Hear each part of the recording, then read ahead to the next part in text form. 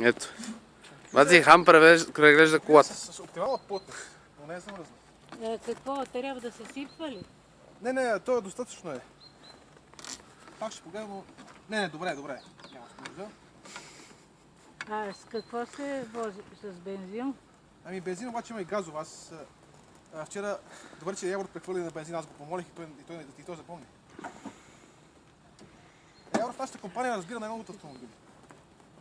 Явката.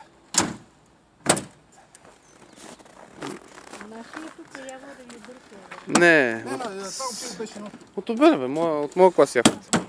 Да, бе. То. Хам пали кола. Ще светнем лампичките.